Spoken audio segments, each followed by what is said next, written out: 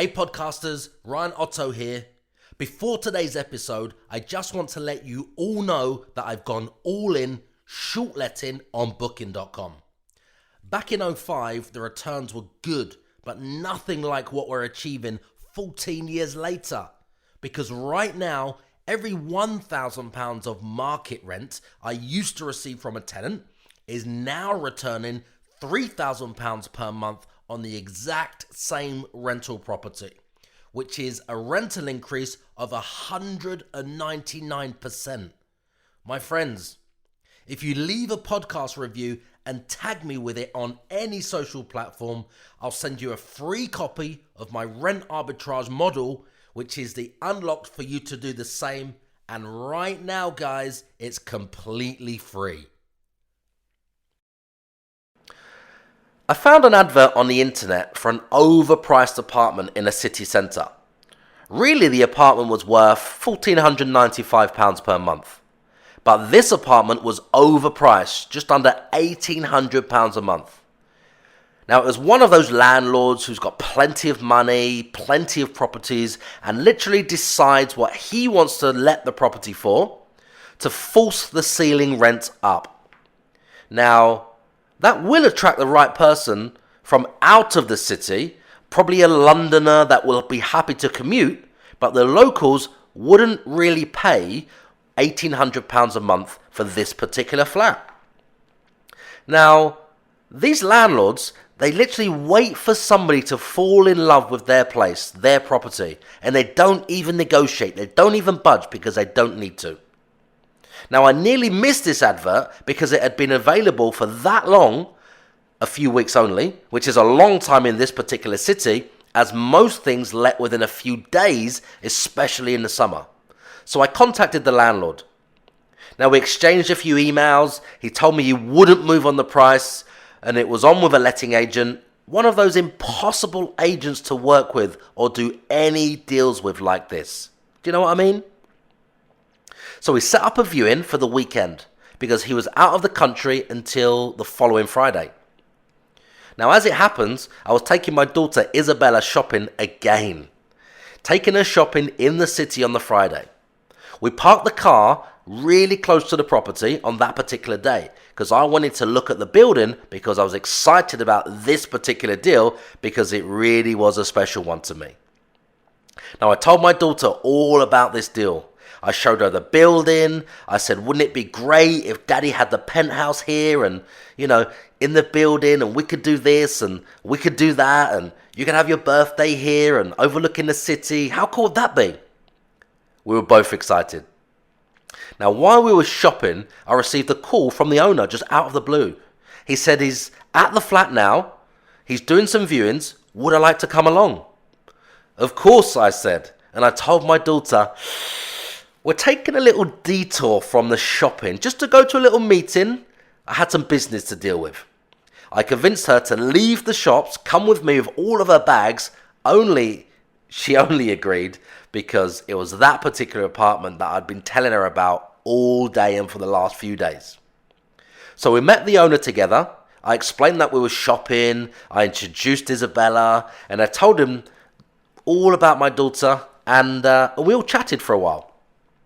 So I told the owner I'll get an offer over to him later that day because I'd like to propose working together on this particular deal because it would really suit my portfolio in this city because it's high end.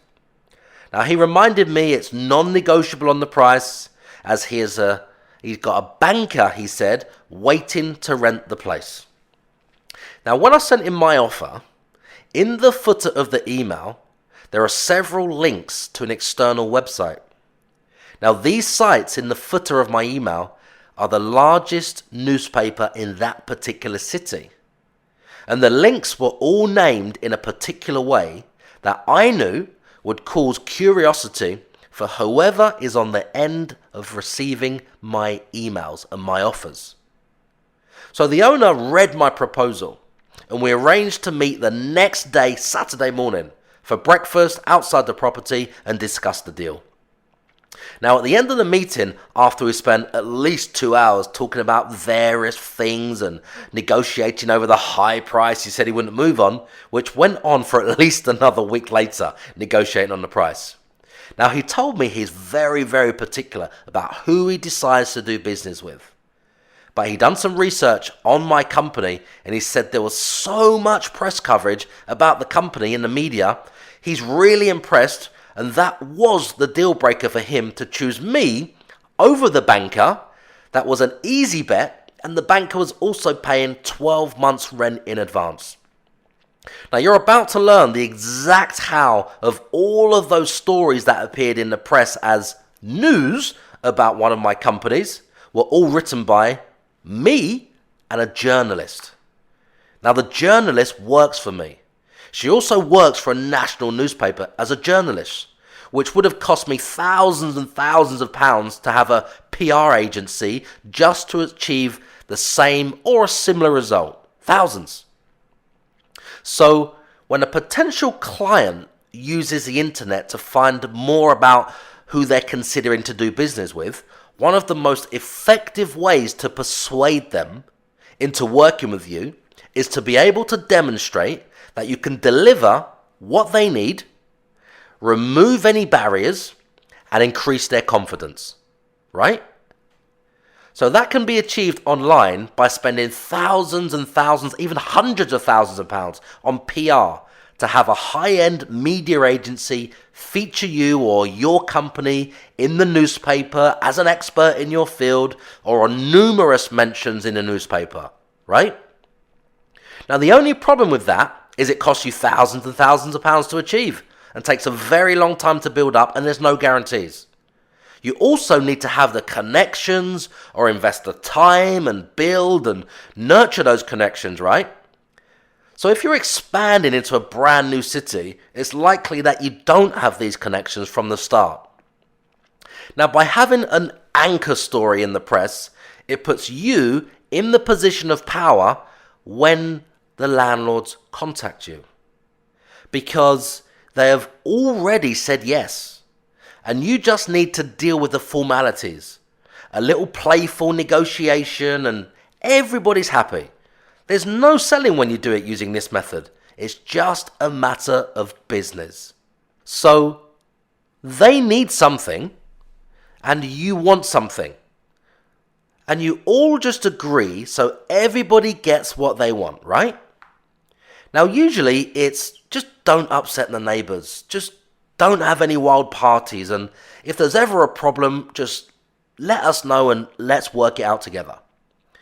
Now you're probably thinking, getting a news story published in the biggest newspaper in that city about your company sounds complex and expensive, and can I achieve this? In fact, it's very, very simple.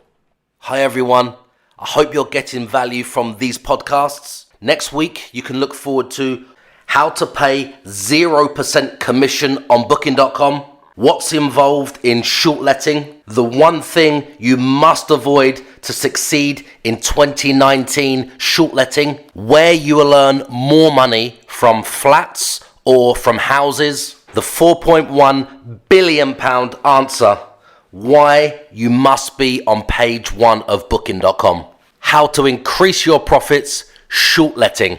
I hope these episodes are helping you and helping you in your business. I would love to hear your thoughts. You can read a book that goes into great detail by a mentor of mine that helped me achieve exactly that and many more entries in the press. His book is called Ryan Holiday. He's the author of Trust Me I'm Lying, Confessions of a Media Manipulator. Now you can get the book on Amazon by searching that title. Let me share the bio of the book. This is in Ryan's own words. You've seen it all before. A malicious online rumor. It costs the company millions. A political sideshow derails the national news cycle and destroys a candidate. Some product or celebrity zooms from a total obscurity to viral sensation. What you don't know is that someone is responsible for all of this. It's usually someone like me. I'm a media manipulator in a world where blogs control and distort the news. My job is to control blogs as much as any one person can in today's culture. It's blogs like Gawker, BuzzFeed, the Huffington Post. They drive the media agenda. Now, bloggers are slaves to money, technology, and deadlines.